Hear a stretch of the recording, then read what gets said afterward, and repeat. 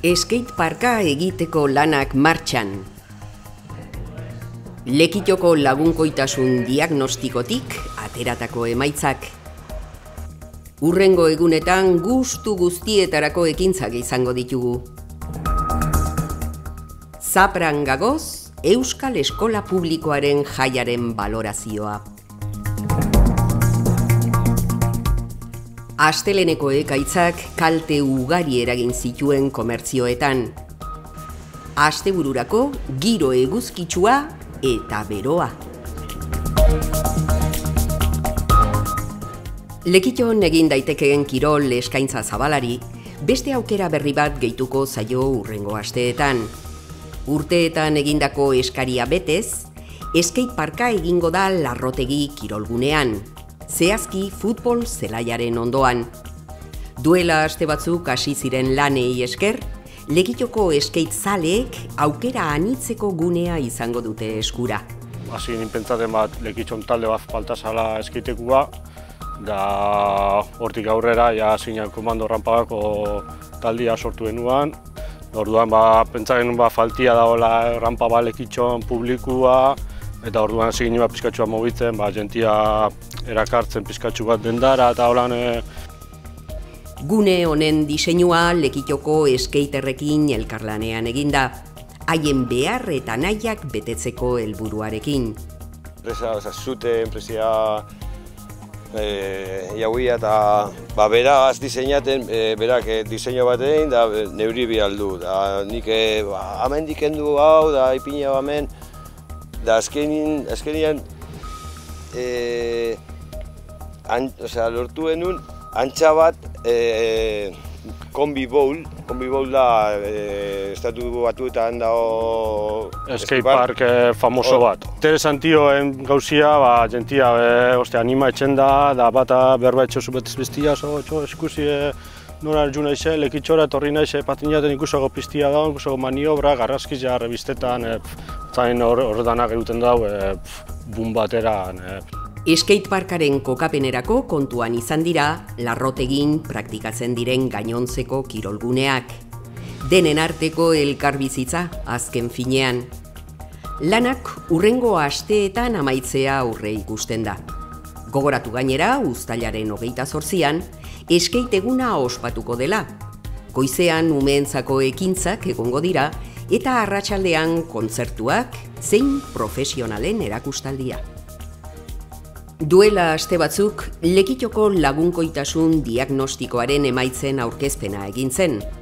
Bertan, aurreko hilabeteetan egindako sesio eta inkesten emaitzak aurkeztu ziren. Lekito, inguruko herrietatik parte hartze handienetakoa izan duena bilakatuz. Lekito adin guztientzako herri lagunkoia izateko herritarrengana jo zuen udalak parte hartze prozesu bat zabalduaz. Ateratako ondorioen artean, ondorengo hauek aurkitu ditzakegu. Inkesta erantzun duten pertsonen arabera, Lekito nahiko herrigarbia eta atsegina da. Ez da herri zaratatsua, eta ez da oso merkea. Gainera, parte hartzaileen gehiengo zabalak uste du adinekoak asko errespetatzen direla.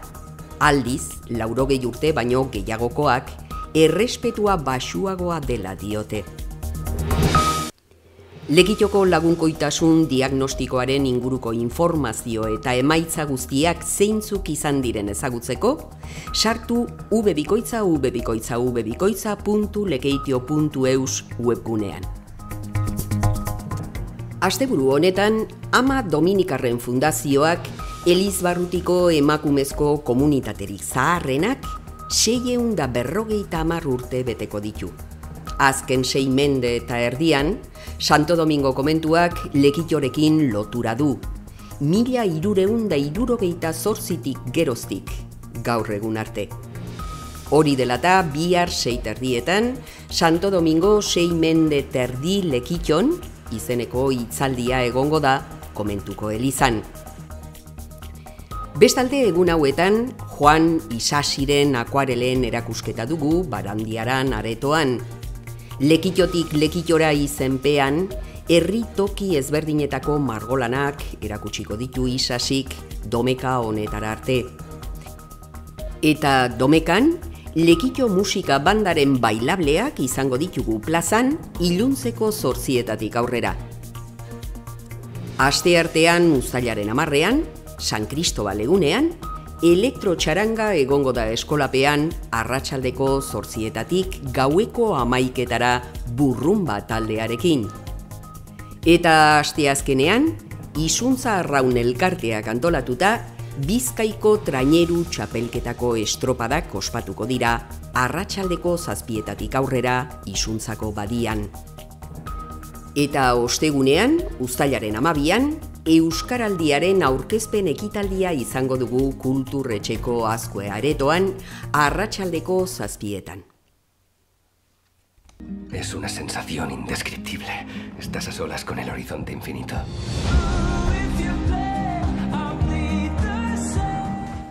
A la deriva. ¿Qué te parecería llevarnos el barco hasta California? Istorio erreal batean oinarrituta, kontatzen du nola itxasoratu ziren Tammy Oldham, Shailene Woodley eta Richard bere senargaia, Sam Claflin, belaontzi batean, eta nola ozeanoaren erdian, inoiz izandako ekaitzik handienetako batek harrapatu zituen ustekabean. Hurakanaren erasotik Richard zaurituta aterako da, eta Tammyk hartu beharko du agintea. Janaririk ezurik gabeko belaontzitik bizirik ateratzen saiatzeko.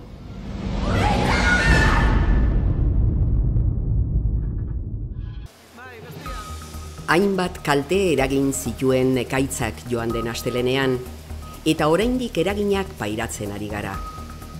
30 minututan 57 litro metro karratuko neurtu ziren, eta estolderiak gainez egin eta herriko kaleak erreka bihurtu ziren. Horrela bajatzen zen ura eskolapetik. Ikaratu nintzen, zenikolakorik inoiz ez dut ikusi. Vamos, olako amorrua zeuriza eta... Bueno. Sobre todo lehengotako txingorra arek bolak modukuak, pentsatzen eman kristala behapurtuen bierda bezala.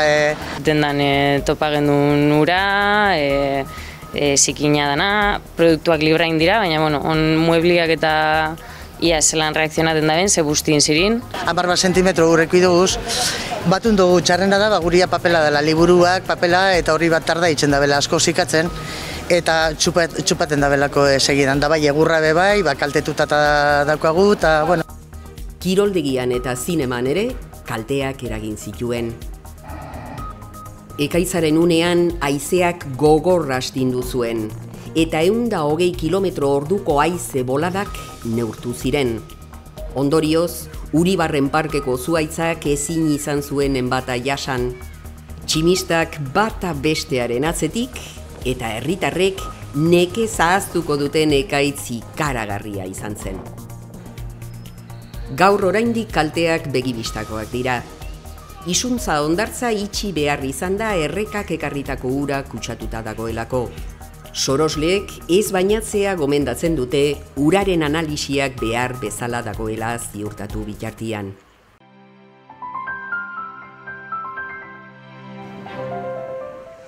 Gaur, hodei ugari eta giro freskoa.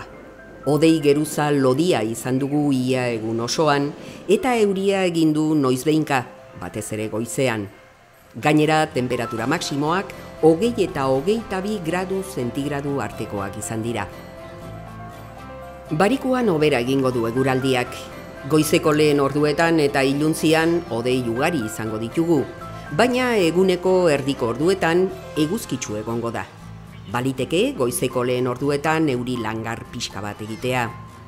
Temperatura maksimoak pixka bat igoko dira. Asteburuan giro eguzkitsua gailenduko da. Zapatuan baliteke anemenka zaparrada txiki batzuk botatzea, baina erdiko orduetan eguzkitsu egongo da. Igandean, udako giroa nagusitu eta temperaturak asko igoko dira. Hurrengo astea aldaketa handirik gabe hasiko dugu, giro eguzkitsua eta temperatura altuekin. Eguraldia Kitxo elkarteak babestuta. Bizi gara, herri eta itxaso, Igaro da hilabete bat, ekainaren 3an, Euskal Eskola Publikoaren jaia Lekiton izan genuenetik. Milaka pertsona batu ziren egun horretan, eta Lekitoko kale guztietatik, jende pila eta giro aparta aurki genezakeen.